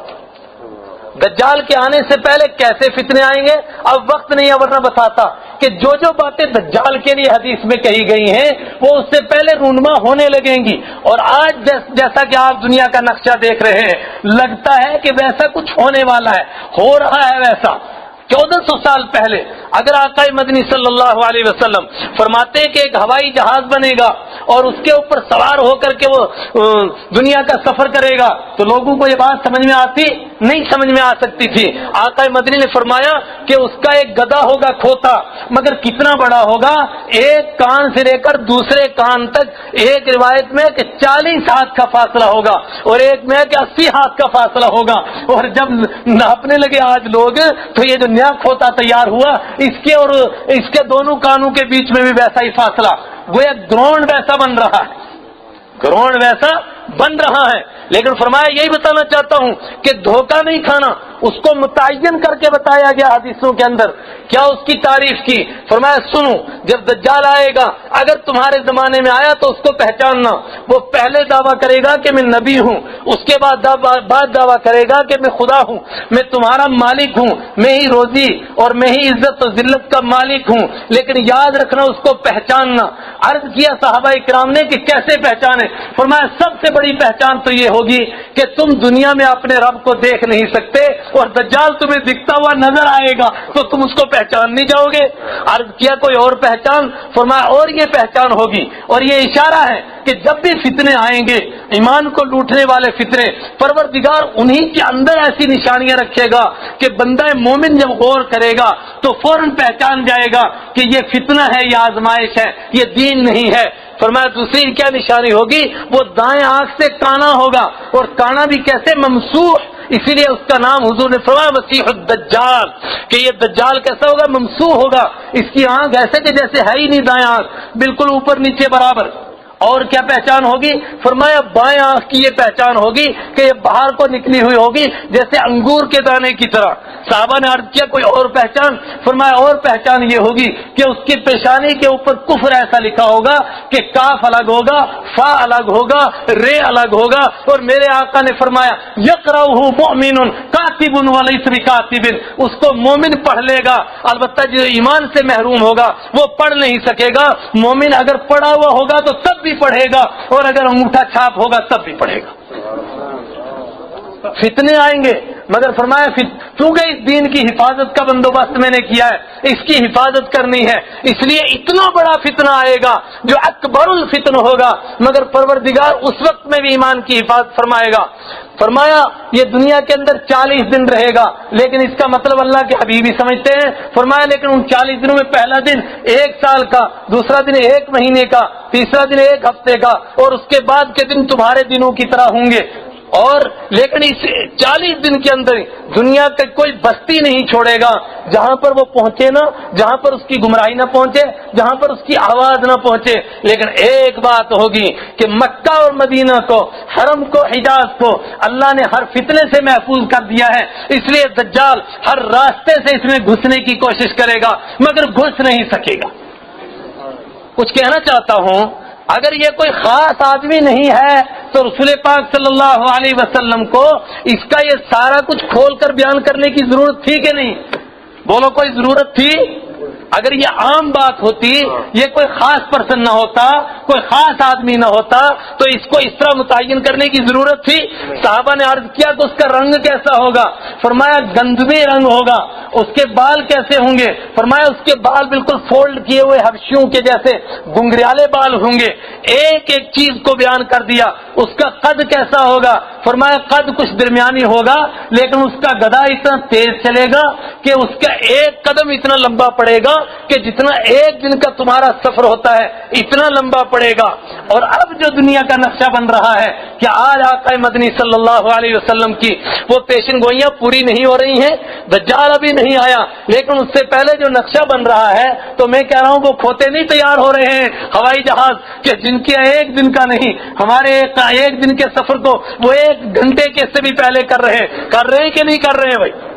اوہو قرآن نے ایسے تھوڑا کہا تھا سنوریہم آیاتنا فی الآفاق وفی انفسہم حتی یتبین لہم انہ الحق. ہم ان قریب نشانیاں ظاہر کریں گے تمہارے بیچ میں بھی اور دنیا کے اندر بھی. اور کس لیے نشانیاں ظاہر کریں گے؟ حتی یتبین لہم انہ الحق، اس لیے نشانیاں ظاہر کریں گے تاکہ ساری دنیا کو پتہ چل جائے کہ سچ وہی ہے جو اللہ کے حبیب فرما رہے ہیں، سچ وہی ہے جو قرآن کہہ رہا ہے، اور اس کے سوا جو کچھ ہے وہ سارے کا سارا جھوٹ ہے. ہو رہا ہے پورا کہ نہیں ہو رہا ہے؟ اور لیکن بات کہاں سے چلی تھی؟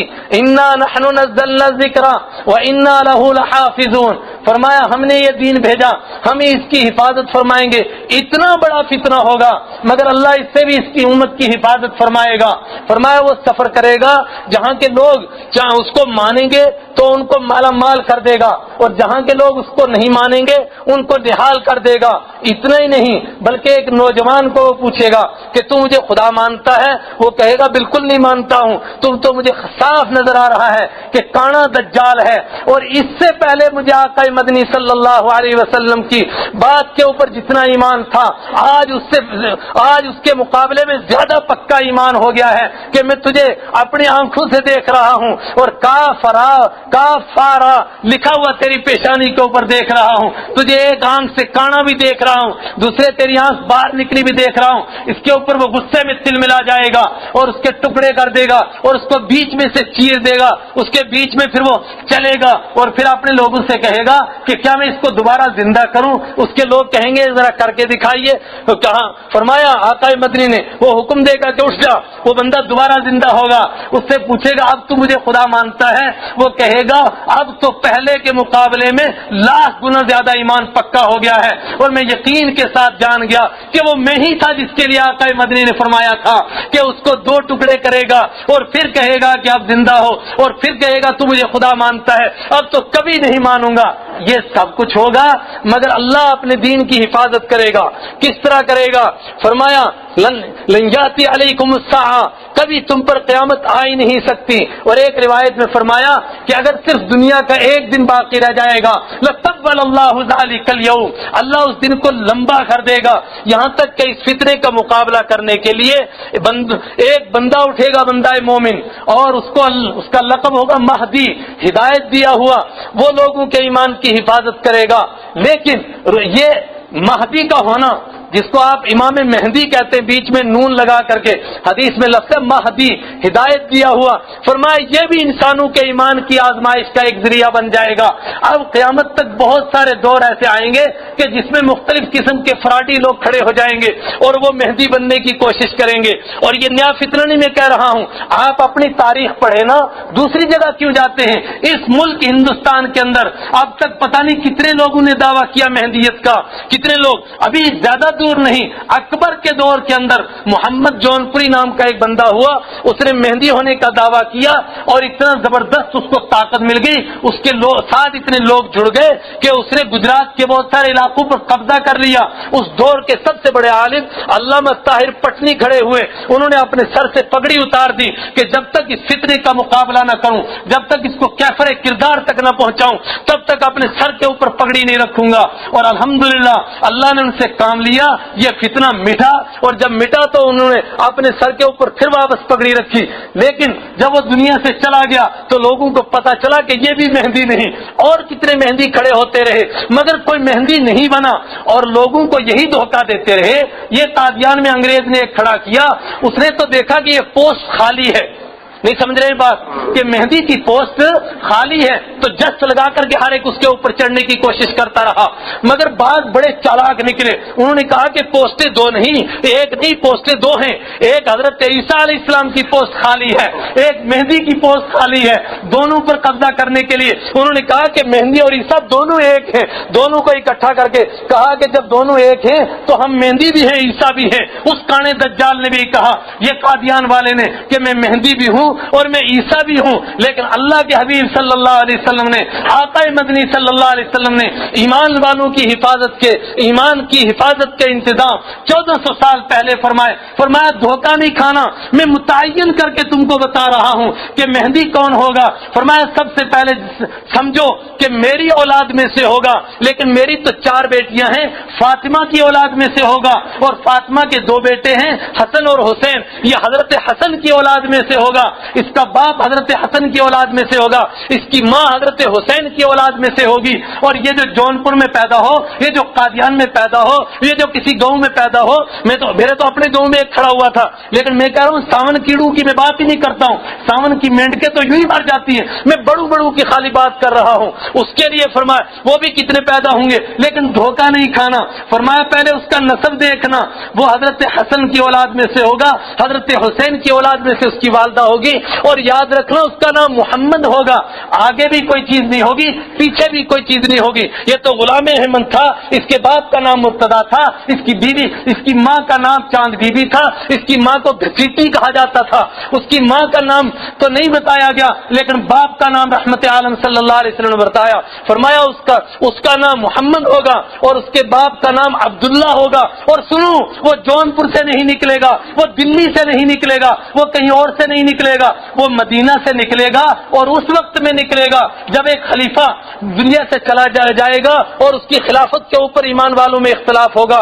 ایسے وقت میں اللہ ایمان والوں کی ایمان کی حفاظت کرے گا۔ وہ نکلیں گے تو مدینہ سے، لیکن وہاں سے چل کر مکہ آئیں گے۔ مدینہ میں وہ چھپنا چاہیں گے کہ کہیں لوگ مجھے نہ خلیفہ بنا لیں، مگر بھاگ کر مکہ آئیں گے، یہاں آ کر بھی چھپیں گے۔ وہ اپنے آپ کو مہدی نہیں کہیں گے، مہدی ہونے کا اعلان نہیں کریں گے، بلکہ سیخرجون الناس، لوگ ان کو نکال کر کے لائیں گے۔ وہ کاریہم، حالانکہ وہ نہیں تیار ہوں گے، لیکن ان کو لوگ لائیں گے اور لوگ ان کے ہاتھ پر بیعت کریں گے۔ اور فرمایا بھول نہیں جانا، دھوکہ نہیں کھانا، ان کے بیعت کرنے کی جگہ ہوگی۔ اگر تمہیں حج نصیب ہوا ہو تو جہاں حجر اسود والا کونا ہے وہاں سے لے کر کے مقام ابراہیم کے بیچ کی جو جگہ ہے یہاں پر وہ بیعت کریں گے، اور ان کے ہاتھ کے اوپر جو سب سے پہلے بیعت کریں گے وہ 313 لوگ ہوں گے۔ اور یہیں پر آقا مدنی صلی اللہ علیہ وسلم نے ایک اور مسئلے کو بھی حل کر دیا۔ وہ کون سا مسئلہ تھا کہ حضرت جالوت کے ساتھ کتنے لوگ تھے؟ فقتل داؤد نہیں، حضرت طالوت کے ساتھ جنہوں نے جالوت کو قتل کیا تھا ان کے ساتھ کتنے لوگ تھے؟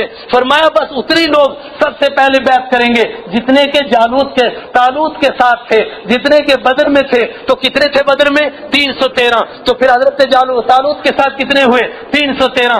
فرمایا ان کے ہاتھ بھی 313 بیعت کریں گے، اور اس کے بعد پھر یہ قافلہ آگے بڑھے گا۔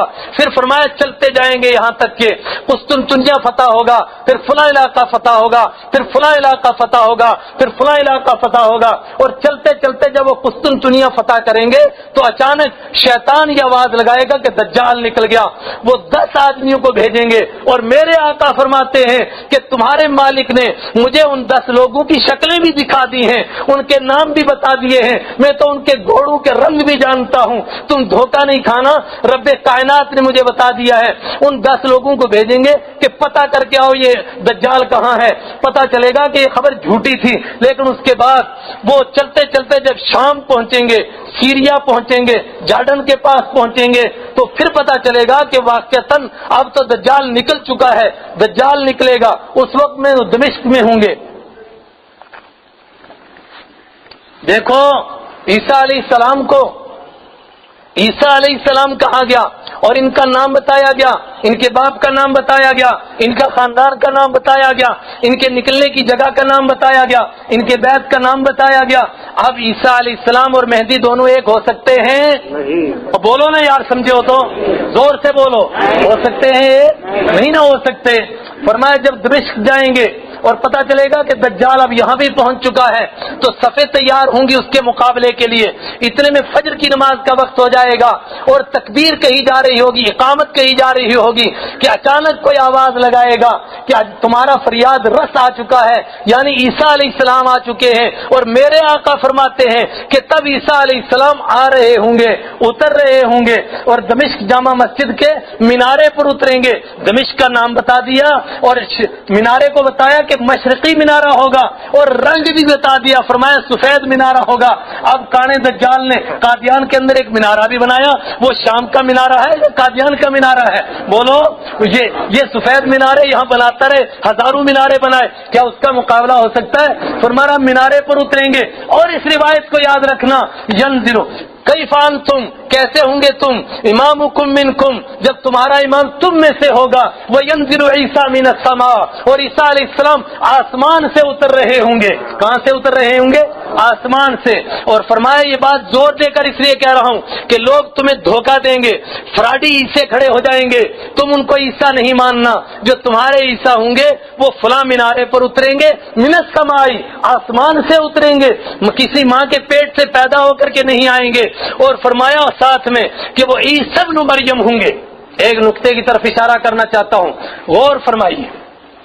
پروردگار نے اپنی کتاب کے اندر جتنے نبیوں کا نام لیا، بولو کسی نبی کے والد کا ذکر کیا؟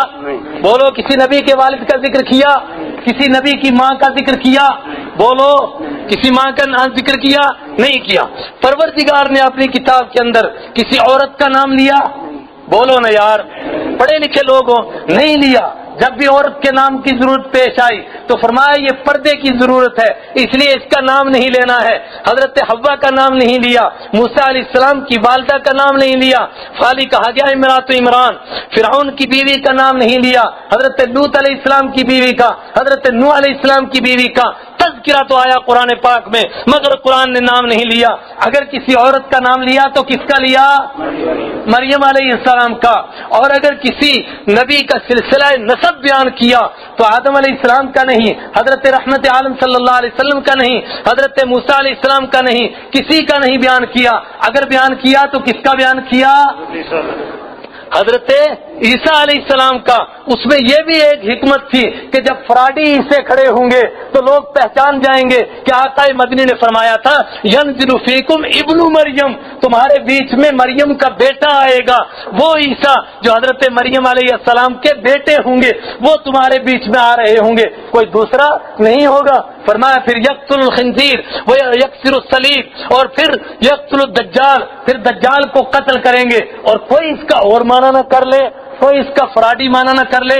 فرمایا اس کے لیے بھی غور سے سنو، عیسیٰ علیہ السلام سے حضرت مہدی کہیں گے کہ نماز پڑھائیے، عیسیٰ علیہ السلام فرمائیں گے کہ نہیں، یہ تمہاری امت کا یہ شرف ہے کہ نبی کی موجودگی میں بھی تمہیں امامت کا حق حاصل ہے، اس لیے تم امامت کراؤ، یہ تمہارا اللہ نے شرف عطا فرمایا ہے۔ وہ پھر بھی جھجکیں گے اور عرض کریں گے کہ آپ امامت کرائیے، تو عیسیٰ علیہ السلام ان کے دونوں شانوں کے بیچ میں ہلکا سا ایسے تھپکی دے کر فرمائیں گے، فرمایا کہ نہیں، قد اقیمت لکا، تمہارے لیے اقامت کہی گئی ہے، لہذا تم نماز پڑھاؤ، چونکہ اقامت تمہارے لیے کہی گئی ہے۔ پھر وہ نماز پڑھائیں گے اور بس یہ آخری نماز ہوگی جو حضرت مہدی پڑھائیں گے، اس کے بعد حضرت عیسیٰ علیہ السلام امامت کرائیں گے۔ یہ ساری چیزیں کھول کر میرے آقا نے بیان فرمائی۔ فرمایا پھر نماز کے بعد دوبارہ صفیں لگیں گی اور دجال کی تلاش ہوگی، اور جیسے دجال کو پتا چلے گا کہ عیسیٰ علیہ السلام تشریف لے آئے تو وہ پھر پگھلنے لگ جائے گا، ان کے ڈر کے بارے ایسا پگھلے گا جیسے نمک کو پانی میں ڈال دیا جائے۔ فرمایا اگر عیسیٰ علیہ السلام اس کو قتل نہ بھی کریں تو وہ تب بھی مر جائے گا، لیکن اب یہاں سے وہ بھاگنا شروع کرے گا، اس کا لشکر بھی شکست کھا کے بھاگے گا۔ اور آج جو ایک شہر بنی اسرائیل کے قبضے میں ہے لد نام کا، فرمایا اس لد نام کے دریا شہر کی طرف وہ بھاگے گا اور اس کے کنارے کے اوپر، اس کے دروازے کے اوپر وہ پہنچے گا کہ عیسیٰ علیہ السلام اس کو قتل کر دیں گے۔ میرے آقا نے فرمایا خطرناک فتنہ ہوگا، اس دور میں اس کے پیچھے عورتیں بہت چلیں گی، کتنی عورتیں اس کے فتنے میں مبتلا ہوں گی کہ بھائی اپنی بہن کو، بیٹا اپنی ماں کو، اور اپنی پھوپھی کو اور اپنی بھتیجی کو گھر کے اندر باندھ کر رکھے گا کہ کہیں یہ دجالی فتنوں میں مبتلا نہ ہو جائیں، مگر وہ رسے توڑ توڑ کر کے ان کے پیچھے بھاگیں گی۔ اور اس کے ساتھ بہت زیادہ یہودی ہوں گے۔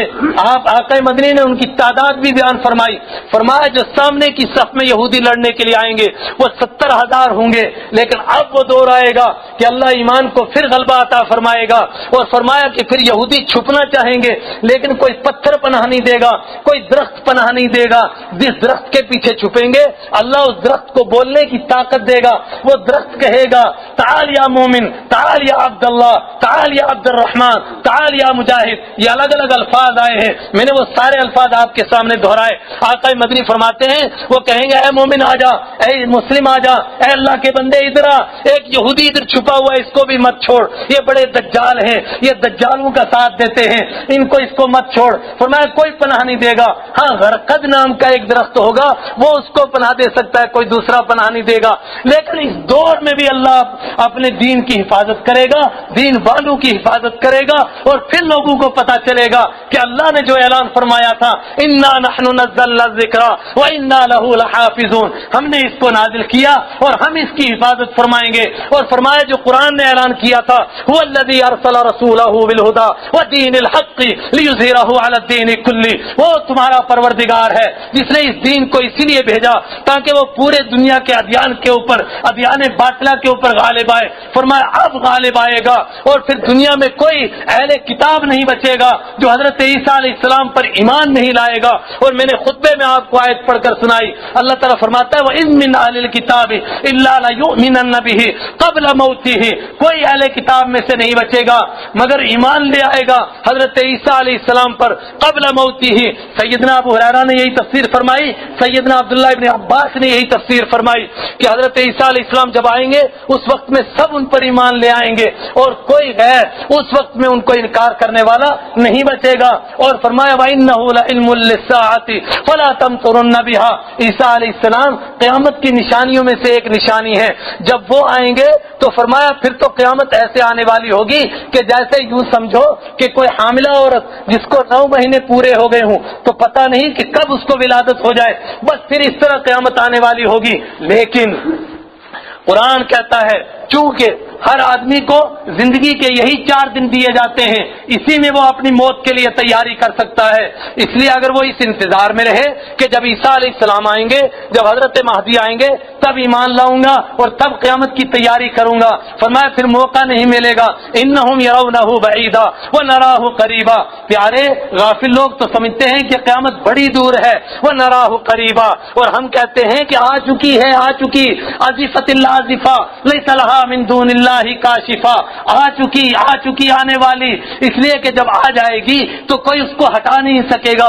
اور اگر تجھے سے قیامت سمجھ میں نہ آئے تو اپنی موت کے اوپر غور کر کے کہ کیسا منظر ہوتا ہے وہ جب تو ایڑیاں رگڑ رہا ہوتا ہے, پنڈلی کے اوپر پنڈلی چلتی ہے. والتفت الساق بالساق الی ربک یومئذ المساق. پھر تیری تو قیامت آ چکی, تیرا تو معاملہ ہو چکا, جو جس نے تیاری کرنی تھی وہ کر لی. اور پھر آخری بات کیا ہوگی, فرمایا پھر تو تمنا کرے گا یوم یبد المجرم لو یفتدی من عذاب یومئذ ببنی وصاحبته واخیہ وفصیلته التی تؤوی ومن فی الارض جمیعا ثم ینجی.